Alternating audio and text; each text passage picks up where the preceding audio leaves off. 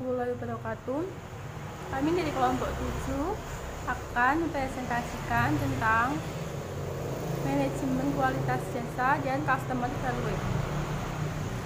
Yang pertama, yaitu komponen dan dimensi kualitas jasa. Minat dan perhatian terhadap kualitas jasa meningkat dalam dekade 1980-an. Dalam literatur pemasaran jasa, pendekatan kualitas jasa pertama kali diperkenalkan oleh John Ross lewat Perceived Service Quality dan model kualitas jasa total. Pendekatan ini didasarkan pada riset mengenai perilaku konsumen dan pengaruh ekspektasi menyangkut kinerja barang terhadap evaluasi purna konsumen. Pendekatan Perceived Service Quality hingga kini tampaknya masih memainkan peranan penting dalam memberikan fondasi bagi sebagian besar riset kualitas jasa termasuk model Serqual yang akan dibahas tersendiri dan perkembangan riset pemasaran jasa. Poin selanjutnya yaitu model Serqual. Model kualitas jasa yang populer dan hingga saat ini banyak dijadikan acuan dalam riset pemasaran adalah model Serqual atau singkatan dari Service Quality yang dikembangkan oleh Parasuraman, Z. Tamil, dan Berry. Dalam serangkaian penelitian mereka terhadap 6 sektor jasa: reparasi peralatan rumah tangga, kartu kredit, asuransi, sambungan telepon jarak jauh, perbankan retail, dan palang sekuritas. Dalam pendekatan ini ditegaskan bahwa bila kinerja pada suatu atribut meningkat lebih besar daripada harapan atas atribut yang bersangkutan, maka kepuasan pun meningkat, begitu pula sebaliknya. Dalam model Serqual, kualitas jasa didefinisikan sebagai penilaian atau sikap global berkenaan dengan superioritas suatu jasa. Definisi ini didasarkan pada 3 landasan konseptual utama. Yang pertama, kualitas jasa lebih sukar dievaluasi konsumen dibandingkan kualitas barang. Yang kedua, persepsi terhadap kualitas jasa merupakan hasil dari perbandingan antara harapan pelanggan dengan kinerja aktual jasa. Yang ketiga, evaluasi kualitas tidak hanya dilakukan atas hasil jasa, namun juga mencakup evaluasi terhadap proses penyampaian jasa. Model Serqual ini meliputi analisis terhadap 5 gap yang berpengaruh terhadap kualitas jasa. Gap pertama adalah kesenjangan antara harapan konsumen dan persepsi manajemen terhadap harapan pelanggan. Pihak manajemen perusahaan tidak selalu dapat memahami harapan pelanggan secara akurat. Sebagai contoh, pengelola jasa catering bisa saja mengira bahwa para pelanggannya lebih mengutamakan ketepatan waktu pengantaran makanan dan kuantitas porsi makanan yang ditawarkan. Padahal, mereka justru lebih mementingkan variasi menu yang disajikan. Faktor-faktor konseptual yang berkaitan dengan gap pertama tersaji dalam tabel 82. Beberapa strategi yang bisa dilakukan untuk mengurangi gap ini antara lain: yang pertama, berusaha mendapatkan pemahaman yang lebih baik mengenai harapan pelanggan melalui riset, analisis komplain panel pelanggan, dan lain-lain. Yang kedua, meningkatkan interaksi langsung antara manajer dan pelanggan untuk meningkatkan pemahaman mengenai pelanggan. Yang ketiga, memperbaiki komunikasi ke atas dari personil kontak ke manajemen dan memanage dan kebutuhannya masing-masing pelanggan. Jumlah khilafat manajemen di antara keduanya. Yang keempat, menindaklanjuti informasi pemahaman yang diperoleh ke dalam tindakan kerja nyata. Gap kedua berupa perbedaan antara persepsi manajemen terhadap harapan konsumen dan spesifikasi kualitas jasa.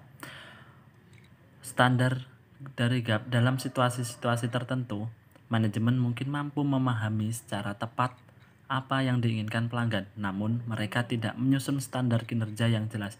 Ini bisa dikarenakan 3 penyebab.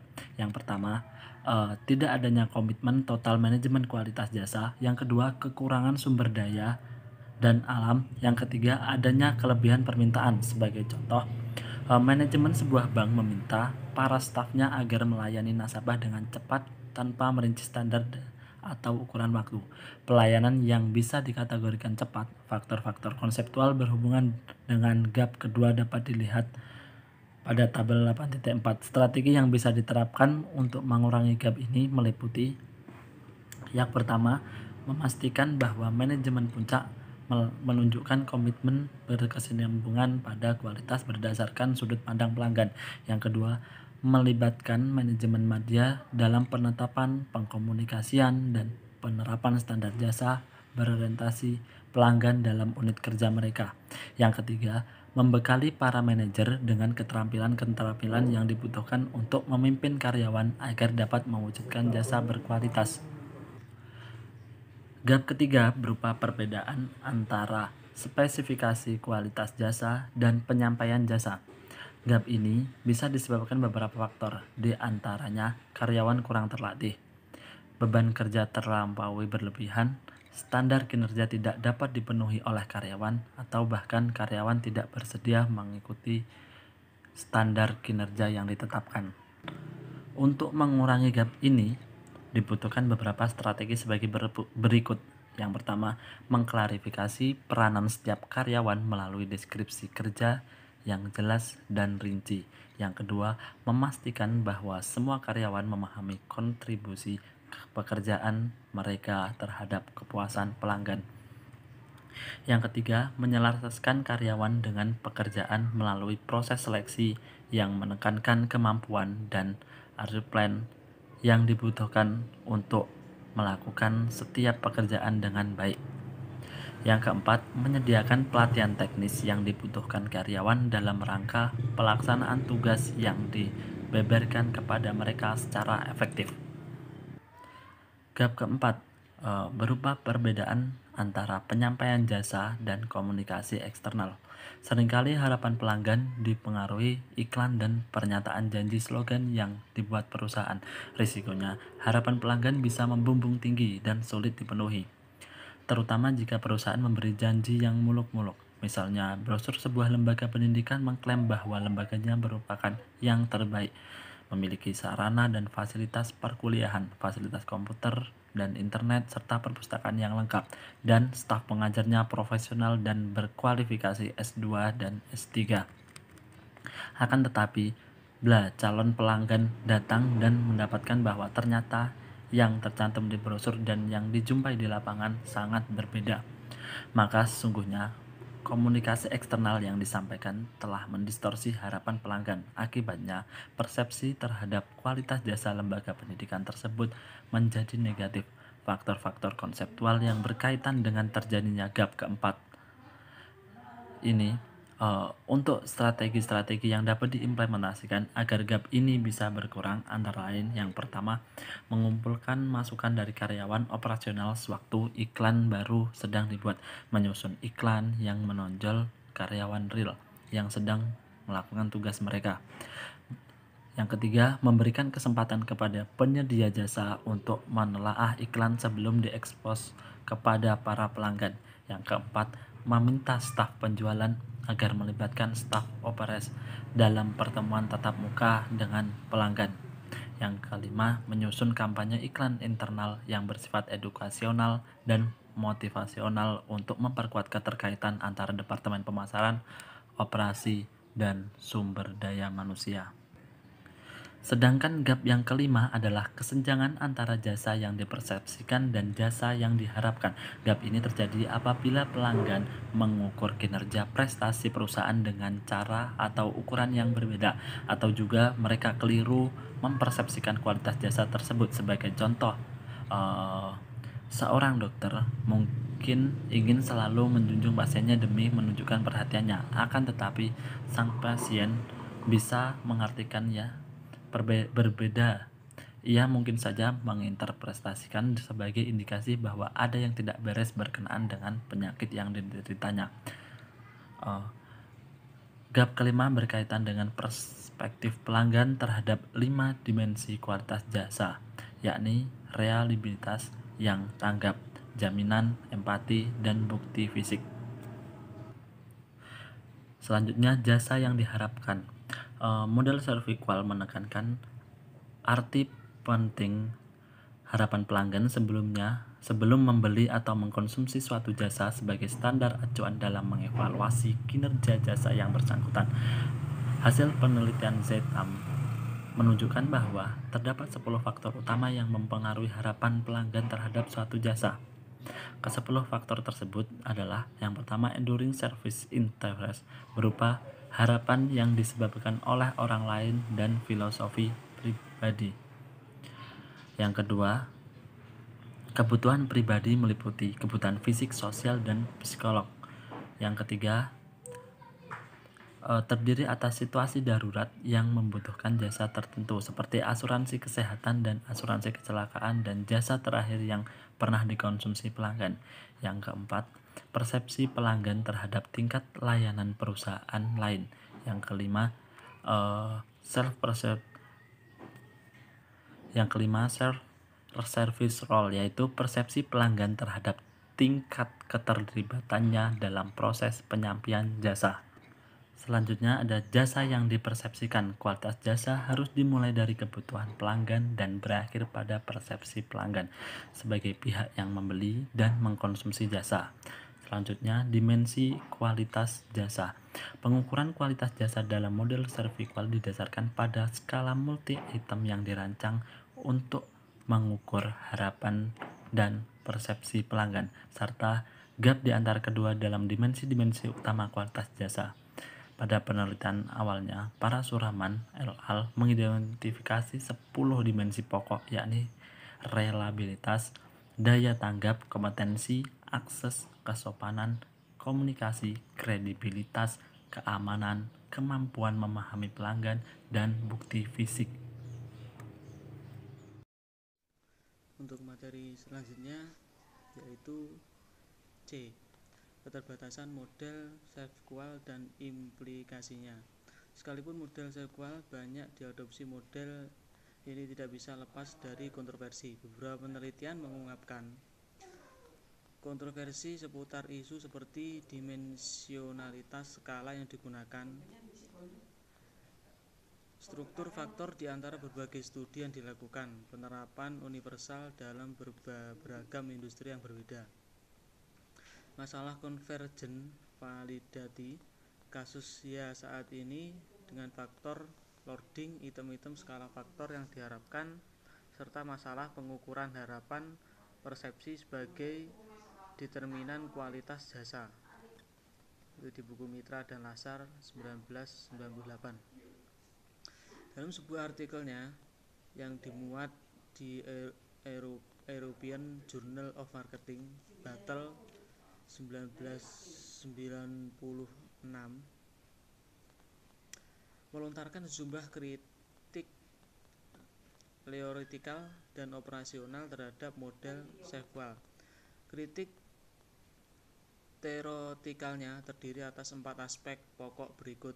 Yang pertama, Serviqual lebih didasarkan pada paradigma dikonfirmasi daripada paradigma antitudinal dan tidak dilandasi teori ekonomika, statistika, dan psikologi yang mapan. Model Serviqual dinilai terlalu bersifat induktif yang bermula dari sejumlah observasi kemudian digeneralisasikan menjadi teori general. Model ini dianggap tidak memperhitungkan biaya memperbaiki kualitas jasa dan justru mengasumsikan bahwa pendapatan marginal dan perbaikan kualitas jasa selalu lebih besar dibanding biaya marginalnya. Yang kedua, Serviqual berfokus pada proses penyampaian jasa, bukan pada hasil interaksi jasa atau service encounter. Sebaiknya modal total provided quality atau dikenal dengan istilah model Nordic mengintegrasikan 3 komponen kualitas jasa: technical quality, functional quality, dan reputational quality. Technical quality berkaitan dengan hasil interaksi jasa. Functional quality berkenaan dengan proses penyampaian jasa, sedangkan reputational quality mencerminkan citra korporat organisasi penyedia jasa.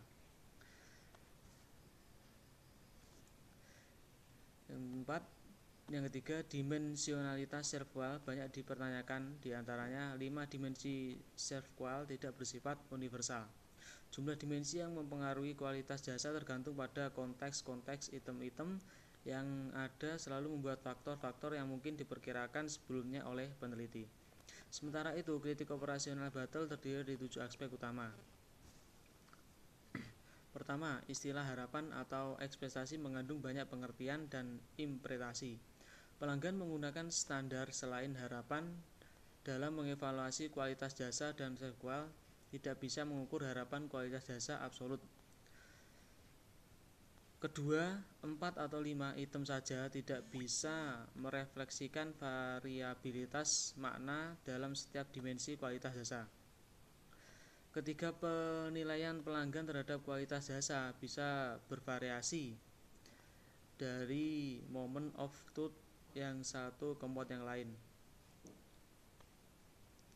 Sementara itu, kritik operasional Battle terdiri dari aspek utama. Istilah harapan mengandung banyak pikiran dan interpretasi. Masalah yang lain juga kerap dihargai berkaitan dengan aplikasi model adalah paradok kepuasan pelanggan. Meskipun fakta menunjukkan terjadi kegagalan penyampaian jasa, namun bisa saja pelanggan merasa puas.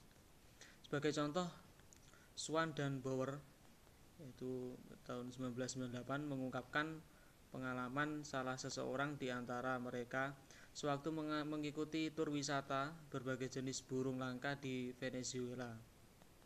Selama perjalanan terjadi masalah, semisal bisnya mogok sehingga peserta tur ketinggalan pesawat dan kehilangan hari turnya, serta hotel yang dihuni berganti 2 kali. Namun, yang menarik di akhir wisata, semua peserta yang jumlahnya 20 orang menyatakan sangat puas.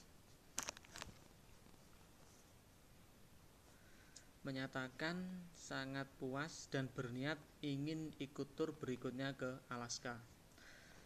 Swan dan Bauer 1998 menggunakan kasus ini untuk menguatkan pandangannya bahwa kepuasan total lebih banyak ditemukan oleh pengalaman keseluruhan dalam mengonsumsi jasa ketimbang penilaian atas aspek-aspek individual jasa tersebut. Kedua pakar dari University of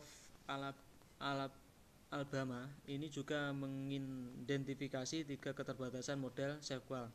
Pertama, model SERVQUAL hanya berfokus pada pelanggan individual dan mengabaikan arti penting proses people doing things together, misalnya interaksi di antara sesama konsumen. Model SERVQUAL mengonsumsikan bahwa para pelanggan adalah atribut accountant yang selalu menilai kualitas jasa berdasarkan atribut-atribut terukur yang ditetapkan oleh peneliti. Pada kenyataannya, kualitas jasa dan kepuasan pelanggan mencakup pada beranda ragam interpretasi atas pengalaman-pengalaman selama mengonsumsi jasa yang tidak termasuk dalam atribut-atribut SERVQUAL. Untuk materi selanjutnya yaitu model-model alternatif. Berbagai kelemahan model SERVQUAL telah memotivasi sejumlah peneliti untuk mengembangkan model-model alternatif yang diharapkan bisa lebih sesuai untuk konteks-konteks spesifik. Berikut ini dikupas secara ringkas beberapa di antaranya. Yang pertama yaitu Perceived Service Quality adalah konseptualisasi dan pengukuran kualitas jasa atau layanan merupakan salah satu topik kontroversi dalam literatur pemasaran jasa. Sejauh ini terdapat 2 macam konseptualisasi kualitas jasa yang dominan, yaitu 1 yang merumuskan kualitas jasa dalam konteks yang lebih global berupa kualitas teknis, kualitas fungsional, dan kualitas reputasi. Dan yang kedua model SERVQUAL yang lebih menekankan karakteristik interaksi jasa seperti reliabilitas, daya tanggap, empati, jaminan, dan bukti fisik. Yang selanjutnya yaitu Retail Service Quality. Double Car mengkritik bahwa model SERVQUAL tidak mampu menjelaskan secara akurat persepsi pelanggan terhadap kualitas jasa atau layanan toko retail, yaitu toko yang menjual berbagai macam barang dan jasa, seperti pasar swalayan, toserba, dan specialty stores. Sebagai contoh, sejumlah dimensi yang relevan untuk konteks toko retail justru tidak tercakup dalam model SERVQUAL. Di antaranya pengalaman pelanggan dalam mencari produk yang mereka butuhkan di antara rak-rak panjangan. interaksi dengan staf toko sewaktu berbelanja di toko, dan pengalaman berkaitan dengan pengembalian produk yang tidak sesuai dengan harapan. Dimensi kualitas jasa retail meliputi 5 faktor utama, yaitu aspek fisik, reliabilitas, interaksi personal, pemecahan masalah, dan kebijakan. Yang selanjutnya yaitu Internet Retail Service Quality. Pertumbuhan pemakaian internet sangat pesat dalam beberapa tahun terakhir di Amerika. Misalnya, hasil survei US Census Bureau menunjukkan bahwa sekitar 95 juta warga Amerika menggunakan internet di tahun 2001. Tingkat pertumbuhan jumlah pemakaian internet di seluruh dunia diprediksi 10% per bulan. Sedangkan internet traffic diperkirakan bakal lipat 2 setiap 100 hari.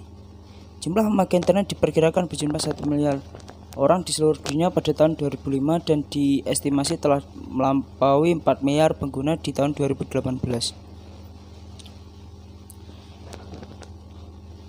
Sementara itu, berdasarkan riset kualitatif dan kuantitatif yang dilakukan, Janda et al. 2002 mengidentifikasi dimensi kualitas jasa retail internet yang disebut Internet Retail Service Quality, yang terdiri atas kinerja, akses, keamanan, sensasi, dan informasi.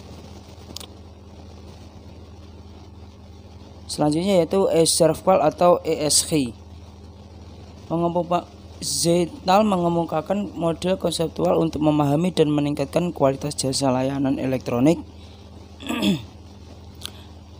atau ESG atau e-Servqual.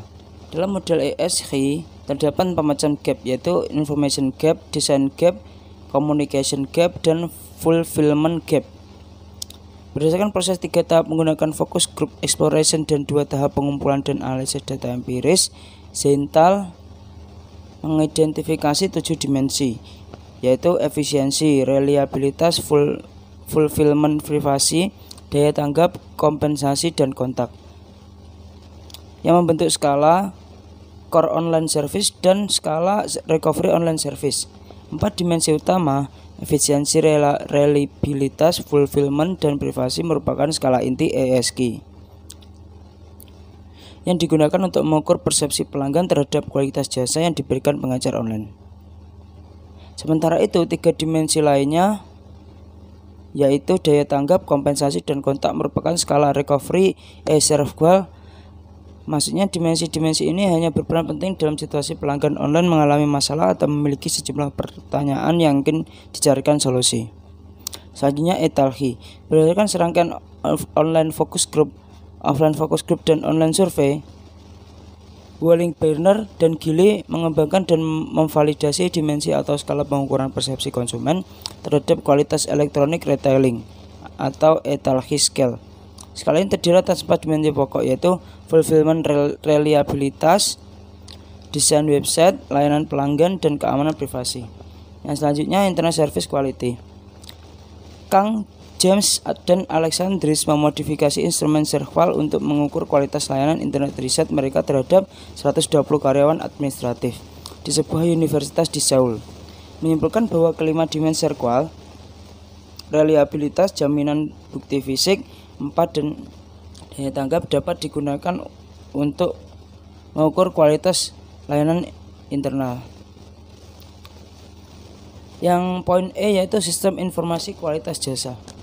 Sistem informasi kualitas jasa merupakan suatu sistem yang menggunakan berbagai macam pendekatan riset secara sistematis dan berkesinambungan untuk mengumpulkan dan menyebarluaskan informasi kualitas jasa yang relevan dan tepat waktu guna mendukung pengambilan keputusan manajerial.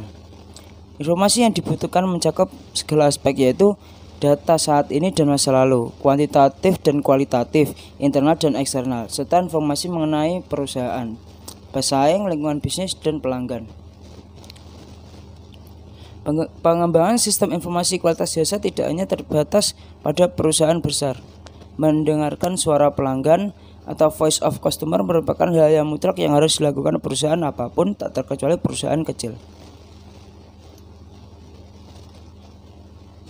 Pada prinsipnya, sistem informasi kualitas jasa berfokus pada 2 tipe riset, yaitu riset pelanggan dan riset non-pelanggan.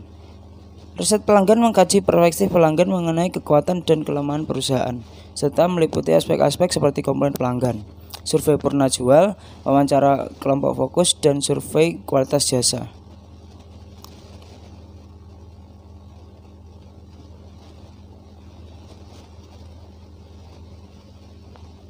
Selesai. Di sini saya akan melanjutkan materi yaitu tentang customer value.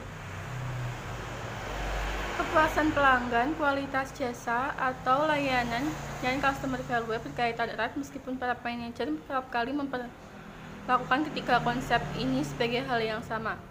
Berbagai riset terakhir menunjukkan bahwa ketiganya berkaitan erat namun berbeda. Kepuasan pelanggan merupakan reaksi kognitif dan afektif terhadap insiden jasa atau layanan atau kadangkala terhadap relasi jangka panjang. Kepuasan atau ketidakpuasan dihasilkan dari pengalaman dalam interaksi kualitas jasa dan membandingkan interaksi kualitas jasa dan membandingkan interaksi tersebut dengan apa yang diharapkan. Manfaat customer value yaitu menciptakan kesetiaan retensi pelanggan, menumbuhkan pangsa pasar,